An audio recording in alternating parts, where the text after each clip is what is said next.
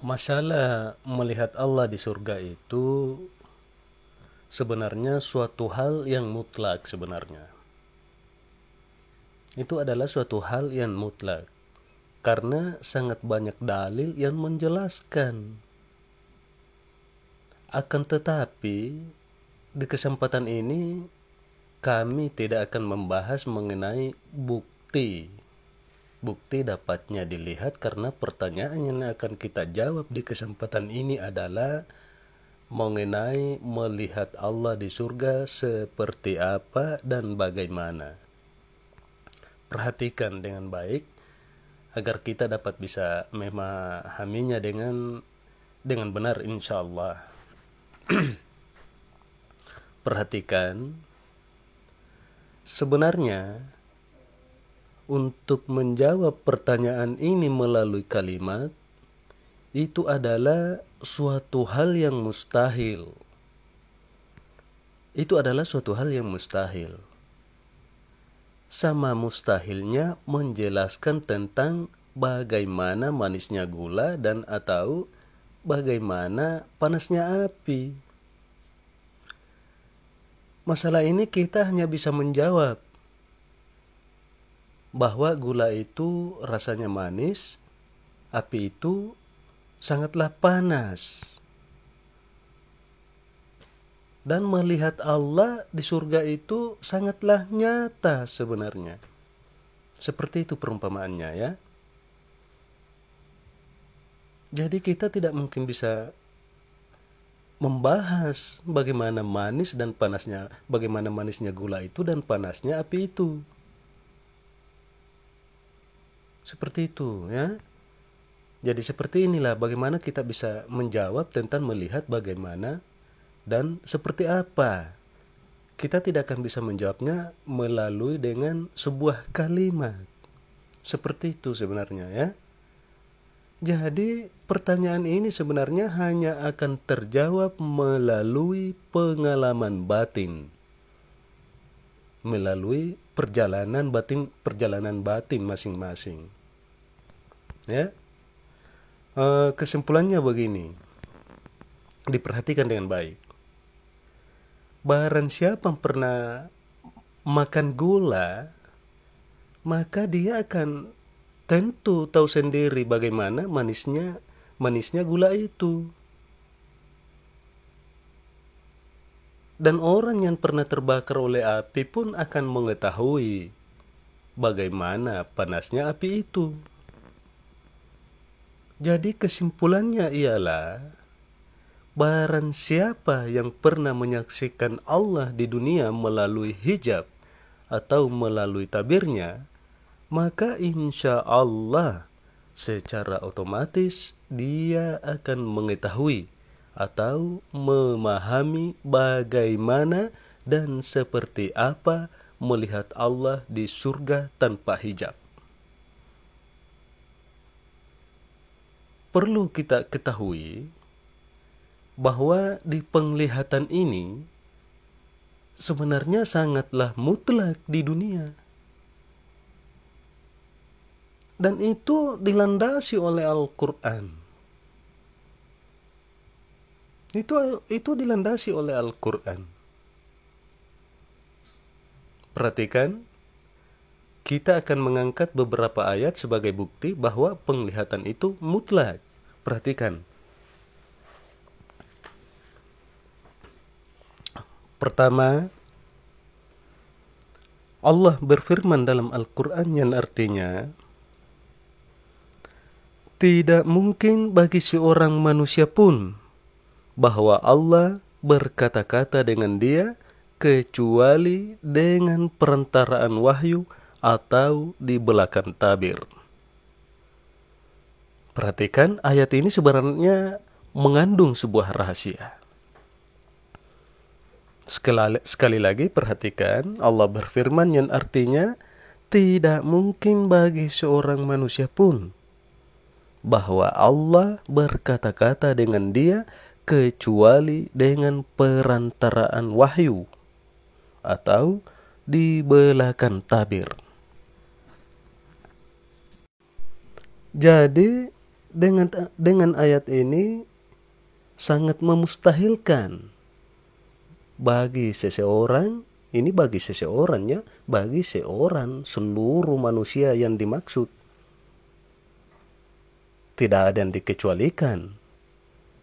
Ya, perhatikan, tidak ada yang dikecualikan oleh ayat ini. Tidak mungkin bagi seorang manusia pun bahwa Allah berkata-kata dengan dia kecuali dengan perantaraan wahyu atau di belakang tabir. Ya, perhatikan sekali ayat ini. Ini sangat mustahil bagi seseorang. Perhatikan. Akan tetapi di ayat lain Allah berfirman yang artinya, ya Musa atau hai Musa, sesungguhnya aku memilih atau melebihkan. Aku memilih kamu dari manusia yang lain untuk membawa risalahku dan untuk berbicara langsung denganku. Perhatikan. Di ayat yang lain, tidak mungkin bagi seorang manusia pun. Perhatikan. Dan di ayat ini Allah berfirman, wahai Musa, sesungguhnya aku memilih kamu dari manusia yang lain untuk membawa risalahku dan untuk berbicara langsung denganku.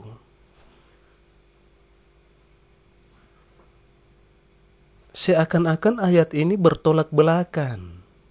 Akan tetapi tidak. Yang sebenarnya ayat ini saling mendukung, saling menguatkan satu sama lain.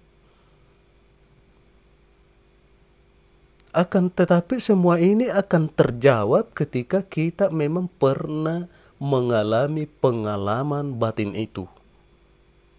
Ya? Perhatikan ayat ini. Kemudian di ayat yang lain Allah berfirman, maka tak kala dia tiba di tempat api itu, maksudnya Musa, tak kala Musa tiba di tempat api itu, diserulah dia bahwa telah diberkati orang-orang yang berada di dekat api itu dan orang-orang yang berada di sekitarnya. Dan kemudian Allah berfirman, hai Musa, sesungguhnya akulah Allah. Perhatikan, ketika Musa tiba di tempat api itu, ia diseru, hai Musa, sesungguhnya akulah Allah. Kemudian di ayat yang lain Allah berfirman, tak kala Musa sampai ke tempat api itu, diserulah dia dari arah pinggir lembah yang diberkahi dari sebatan pohon kayu, yaitu, ya Musa, sesungguhnya aku adalah Allah Tuhan semesta alam. Kemudian di ayat yang lain Allah berfirman yang artinya, dan aku telah memilih kamu, maka dengarkanlah apa yang akan diwahyukan kepadamu. Sesungguhnya aku ini adalah Allah, tidak ada Tuhan yang selain aku, maka sembahlah aku dan dirikanlah salat untuk mengingat aku. Perhatikan, ketika Musa sampai di tempat itu, maka diserulah dia. Allah berfirman yang artinya, oh ya Musa, sesungguhnya aku ini adalah Allah Musa. Aku ini adalah Allah. Tidak ada Tuhan selain aku. Perhatikan. Sebenarnya ayat ini sangat mengandung rahasia sebenarnya. Perhatikan. Kemudian di ayat yang lain Allah berfirman, dia atau maksudnya Allah tidak dapat dicapai oleh penglihatan mata, sedang dia dapat melihat segala penglihatan itu. Jadi seakan-akan ayat ini masing-masing bertolak belakang. Akan tetapi tidak. Tidak. Ya, karena sesungguhnya ayat itu masing-masing menguatkan satu sama lain. Akan tetapi jika memang kita tidak pernah mengalaminya, maka kita akan kebingungan seperti apakah hasilnya. Kita akan kebingungan. Akan tetapi bagi orang yang pernah mengalaminya, maka dia akan langsung memahaminya dengan baik dan dengan benar. Kenapa? Karena tidak dipahami melalui bacaan, tidak dipahami melalui sebuah kalimat, akan tetapi dipahami secara jelas, secara nyata melalui pengalaman batin. Perhatikan ayat yang kami sampaikan tadi itu sangat menjelaskan perbedaan antara sifat dengan yang empunya sifat. Ya, perhatikan.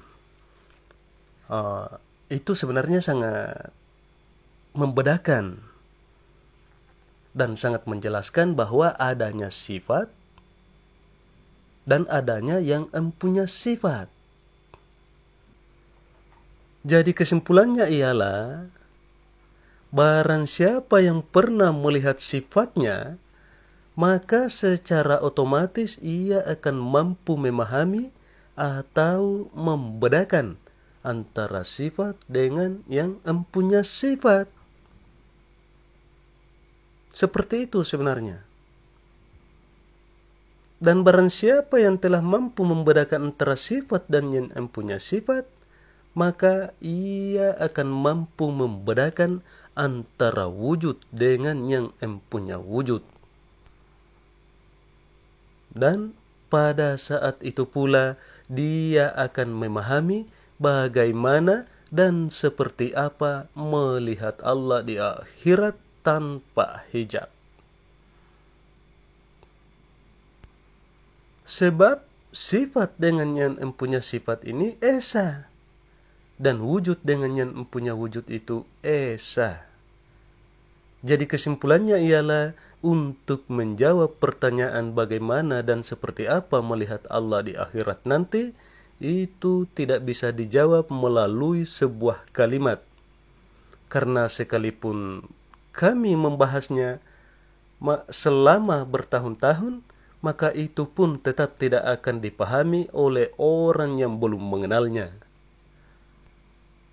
Jadi pertanyaan ini hanya bisa dijawab melalui pengalaman batin atau perjalanan batin itu sendiri. Bagaimana? Sudah dipahami? Kesimpulannya begini. Pernah suatu saat salah seorang sahabat bertanya kepada Rasulullah sallallahu alaihi wasallam, yang artinya, "Ya Rasulullah, apakah Tuhan itu bisa dilihat di hari akhirat nanti?" Maka beliau menjawab, "Apakah engkau sulit melihat matahari di waktu tidak ada awan?" Awan itu adalah hijab, ya, awan itu adalah hijab. Maka sahabat itu menjawab, "Tidak ya Rasulullah." Maka beliau menjawab, "Seperti itulah engkau melihat Tuhanmu." Jadi dengan hadis ini kita bisa membandingkan seperti apa dan bagaimana.